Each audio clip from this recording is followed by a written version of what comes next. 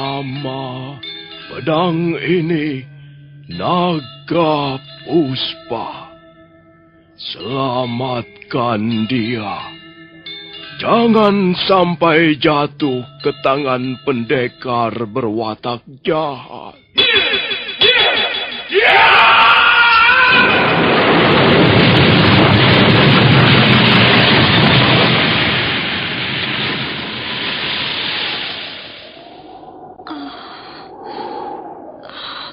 Kakang Kamandanu, kau masih juga tidak percaya bahwa aku mencintaimu. Mesin, maafkan aku, Mesin. Mesin. Mesin!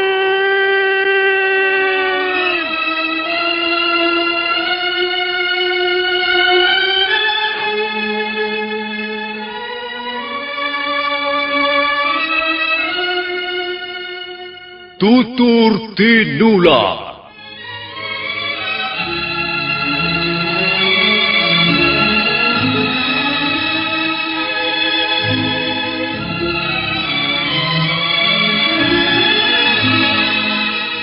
Sebuah sandiwara radio serial, produksi Sanggar Cerita dan Teater Sanggar Prativi. Sebuah kisah dengan latar belakang sejarah runtuhnya Singasari dan berdirinya Kerajaan Majapahit.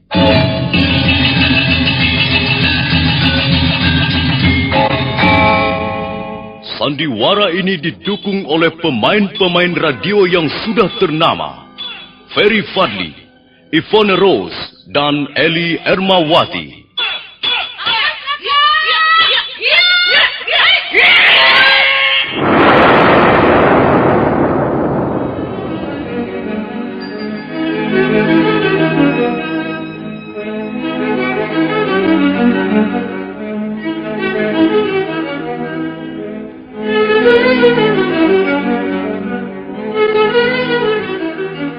Cerita ini ditulis dan disusun oleh S. Tijab. Teknik dan montase dikerjakan oleh Rudi Tinangon dan Joko SP. Sutradara Y. Rudi Wartono. Kali ini mengetengahkan episode ketiga dengan judul Daun-Daun Bersemi Lagi.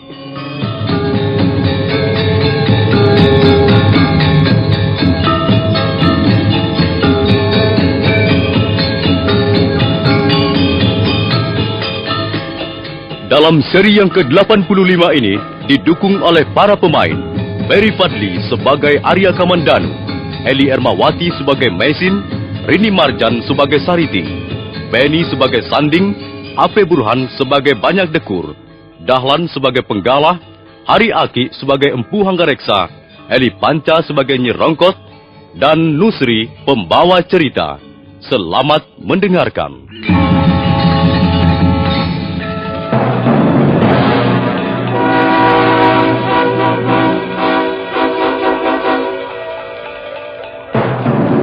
Arya Kamandanu menemui Sariti di Padas Kurawan di tepi Sungai Kurawan. Pada saat itu Sanding datang dan pemuda Tumangkar itu cemburu. Arya Kamandanu marah ketika Sanding mengungkit-ungkit masa lalunya bersama Narirati. Nah, Kamandanu, itulah peristiwa yang pernah terjadi 5 tahun yang lalu.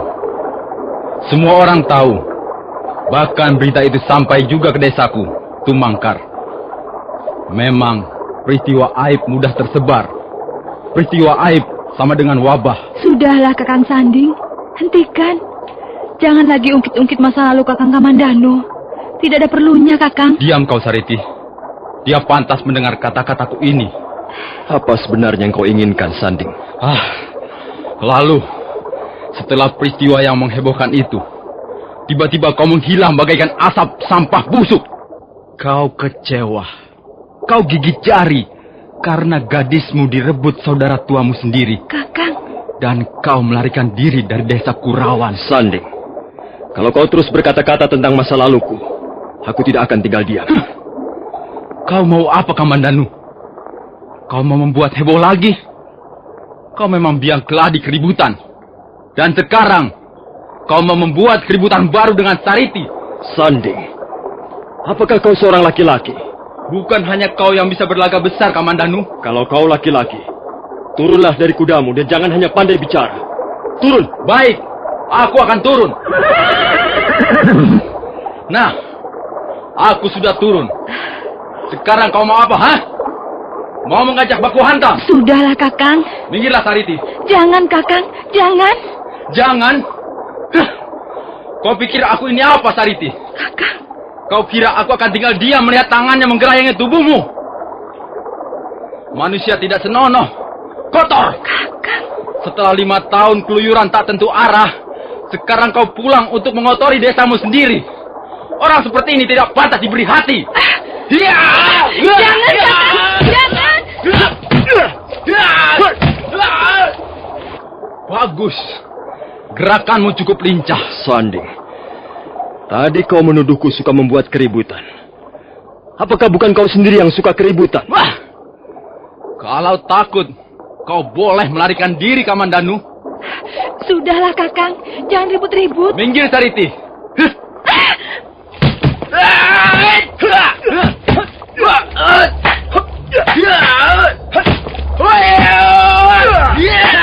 Padas Kurawan adalah sebutan untuk suatu tempat di salah satu bagian di Sungai Kurawan. Tempat itu merupakan sebuah lempengan batu padas yang luasnya menyamai sepetak sawah. Di atas lempengan batu itulah Sanding dan Arya Kamandanu bertarung bagaikan 2 ekor ayam jantan. Sanding ternyata memiliki tingkat kanuragan yang lumayan. Hal itu tidak mengherankan karena ayahnya Ki Panggalah adalah bekas seorang jawara di desa Tumangkar. Semula Arya Kamandanu hanya melawan dengan gaya bertahan dengan menggunakan pukulan 12 jurus.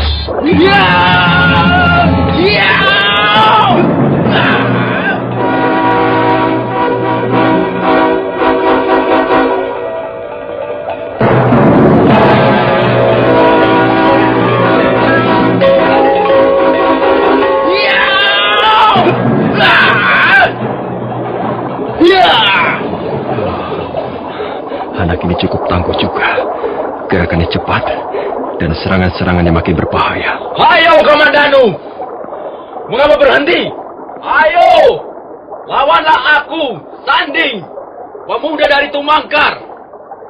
Ambillah Sariti untukmu kalau kau memang bisa mengalahkan aku. Pemuda ini di samping tangguh juga sombong sekali.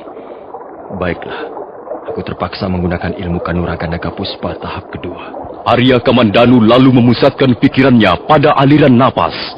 Dan aliran napas itu kemudian disimpannya di tengah-tengah pusar. Maka tubuhnya mendadak menjadi terasa enteng bagaikan seonggok kapas. Itulah Aji Seipi Angin, atau juga terkenal dengan sebutan ilmu kapas. Kau memang baji. Inikah yang kau bawa pulang setelah mengembara 5 tahun lamanya?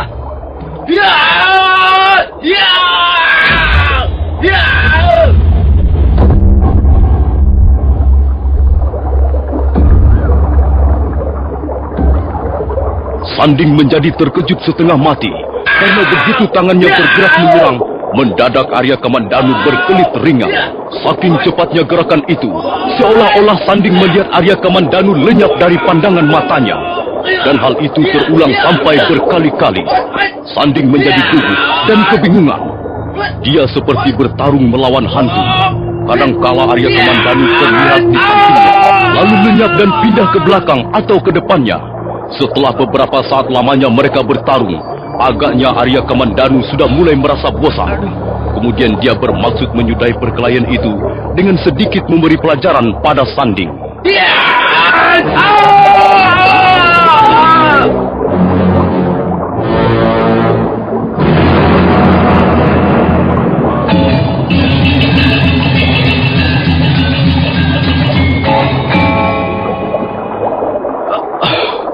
Aduh.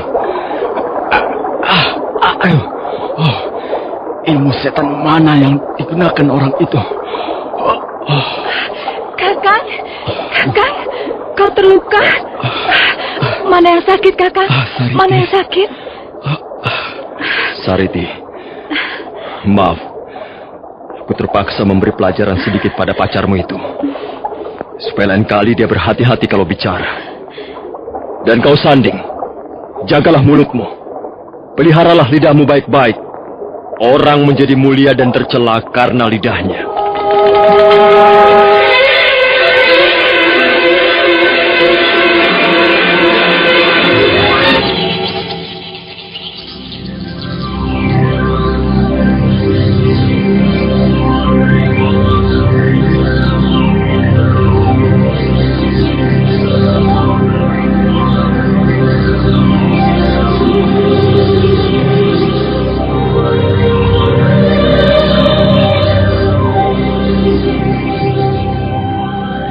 Banyak Dekur itu apa maunya?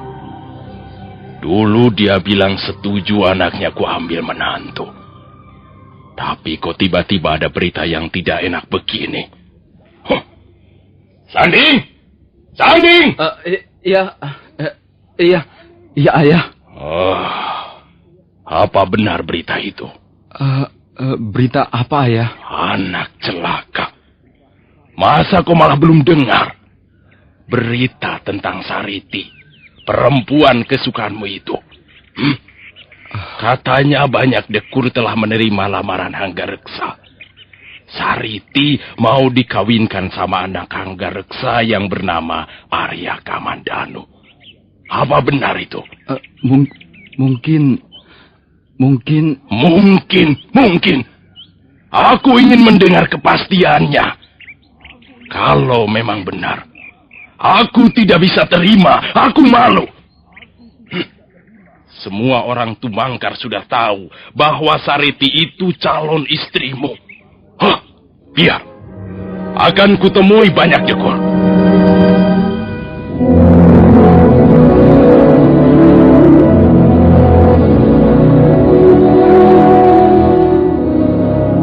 Ki Panggala kelihatan sangat gusar.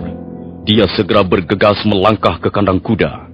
Seekor kuda hitam yang gagah meringkik keras ketika laki-laki setengah tua itu melompat ke punggungnya. Sanding, kau jangan kemana-mana. Kalau ada orang yang mencariku, katakan, aku ke Kurawan.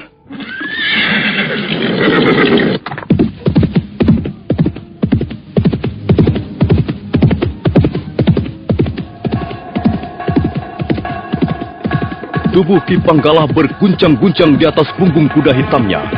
Laki-laki setengah tua berwajah beringas itu terus memacu kudanya dan sebentar kemudian sudah meninggalkan batas desa Tumangkar.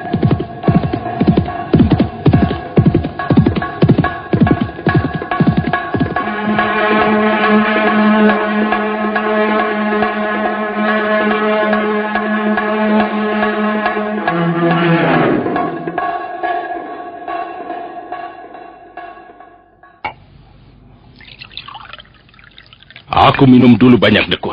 Aku haus. Silahkan Kakang Panggala. Bagaimana banyak Dekur? Apa sebenarnya kemauanmu itu? Kau jangan merusak hubungan baik kita. Aku ini berdarah panas. Aku tidak bisa mendengar berita-berita yang tidak enak di telinga. Berita apa, Kakang? Katanya kau mau menjodohkan Sariti dengan anaknya Hanggareksa. Apa benar begitu? Bukan mau menjodohkan, Kakang. Kakang jangan salah paham. Lalu bagaimana? Ceritanya bagaimana? Yang benar bagaimana? Kakang Hanggareksa yang datang kemari dan melamar anakku. Bukankah ini hal yang wajar? Tidak bisa. Itu tidak bisa. Lalu bagaimana jawabmu?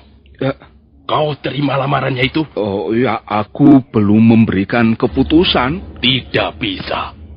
Seharusnya lamaran itu kau tolak. Kau tolak. Kakang Hanggareksa itu sahabatku. Aku tidak bisa menolak begitu saja. Tidak bisa. Kau harus tegas. Kau kan sudah jatuh kata padaku. Kau pernah bilang setuju Sariti ku ambil menantu. Dan anaknya sendiri sudah suka sama suka.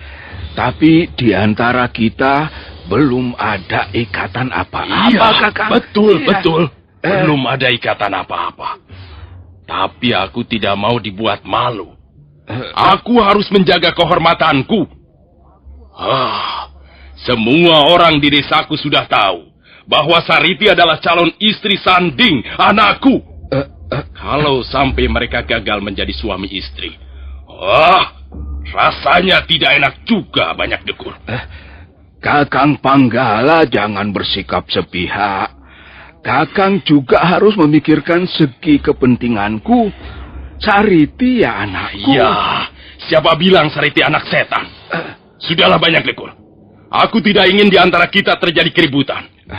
Benar, Kakang. Kita sudah sama-sama tua.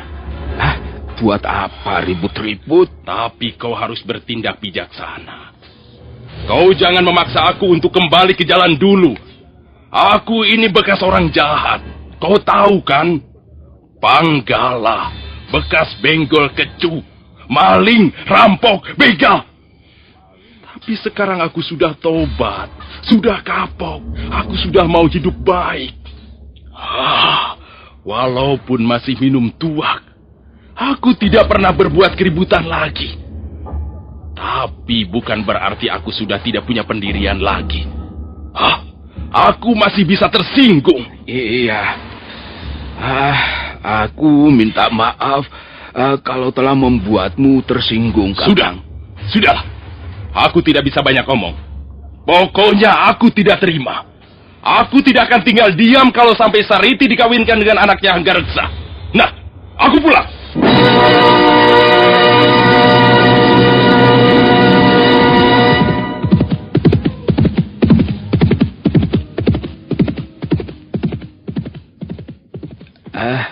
Sariti, duduk dulu sini. Iya, Ayah. Lihat, seperti itu calon mertua yang kau idam-idamkan. Orang tak tahu adat kesopanan, kasar, beringas. Kalau bicara seperti mau menerkam saja. Tapi sebenarnya hatinya baik, Ayah. Baik. Apanya yang baik? Matamu itu sudah tertutup cinta. Mana bisa kau membedakan mana yang baik, mana yang buruk?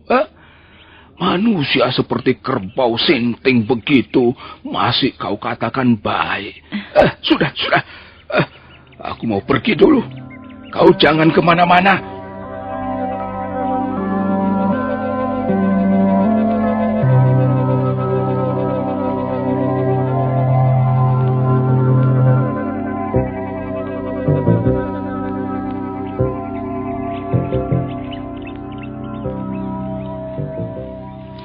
Iya, memang dia tidak mengeluarkan kata-kata ancaman langsung, Kakang.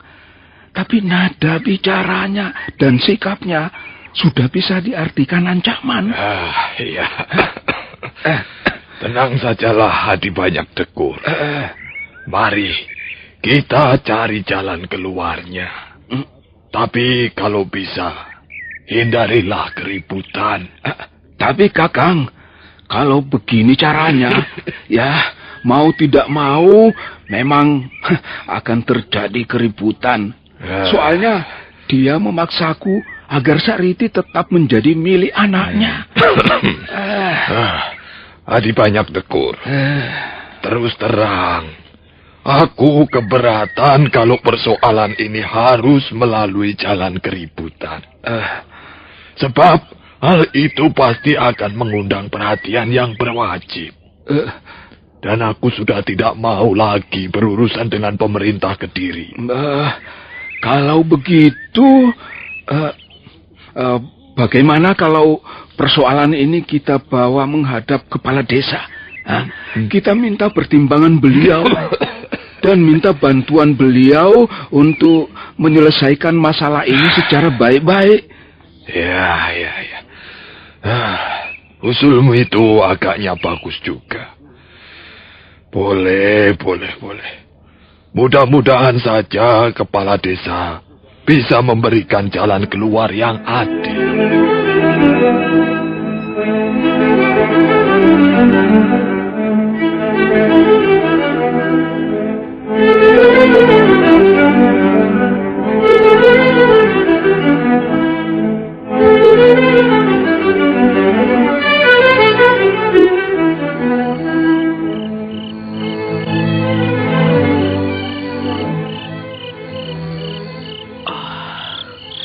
Kasihan Angger Kamandanu.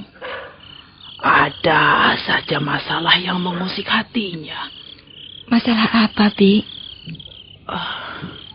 Gusti Hanggareksa bermaksud menjodohkan Angger Kamandanu dengan Sariti. Siapa Sariti? Gadis Kurawan juga. Bapaknya masih sahabat Gusti Hanggareksa waktu masih kecil. Lalu, Bi? Ya, ternyata Sariti sudah mempunyai pemuda yang menjadi pilihan hatinya. Pemuda itu marah-marah sampai akhirnya terjadi keributan. Padahal Angger Kamandanu sama sekali tidak tahu apa-apa. Mungkin maksud Tuan Hanggareksa baik, Bi. Mungkin maksudnya untuk mempererat tali persahabatan di antara dua keluarga. Memang, perkawinan model begitu seringkali terjadi, Nona. Namanya kawin keluarga. Ada lagi yang kawin harta.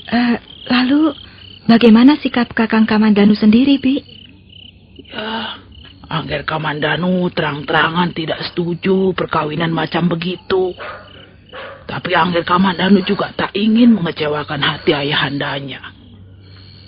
Maka itulah, kasihan Nona. Angger Kamandanu jadi seperti orang kebingungan. Bi, apakah Kakang Kamandanu sudah tidur? Oh, belum. Tadi Bibi lihat Angger Kamandanu sedang duduk melamun di serambi.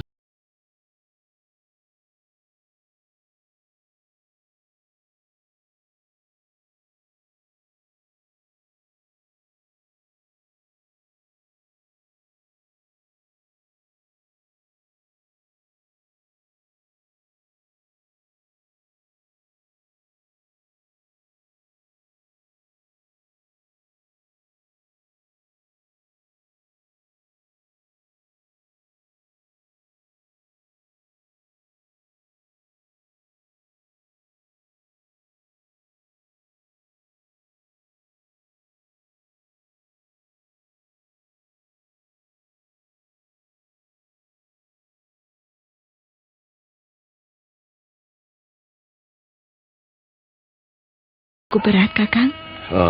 Tidak. Aku tidak punya masalah apa-apa. Kakang, apakah ada sesuatu yang bisa kulakukan untuk membantumu? Tidak ada yang perlu dibantu. Aku tidak mempunyai masalah apa-apa. Baiklah. Kau tidak mau mengatakan terus terang. Mungkin kau menganggap aku sudah tak ada perlunya lagi. Kau sudah tak membutuhkan kehadiranku lagi. Mesin, kau jangan menambah beban pikiranku. Aku tahu kau punya masalah berat. Aku ingin membantumu memecahkan masalah itu. Aku ingin berbuat sesuatu untukmu, Kakang. Aku ingin membalas budi baikmu. Tapi rupanya kau sengaja tak mau memberikan kesempatan padaku. Kamandanu! Kamandanu! Kaukah yang duduk di serambi itu, Le? Kamandanu! Kemari kau. Aku ingin bicara denganmu, Le. Maaf, Mesin. Ayahanda memanggil aku.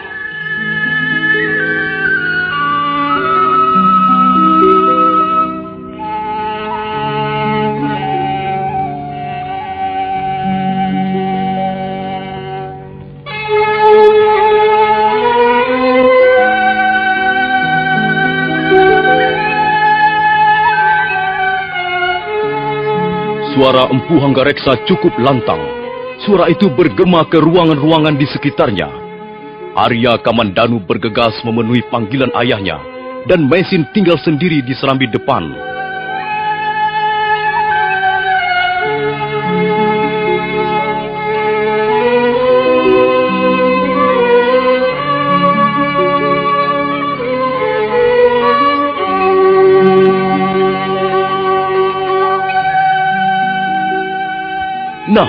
para pendengar sekalian, bagaimana kisah selanjutnya?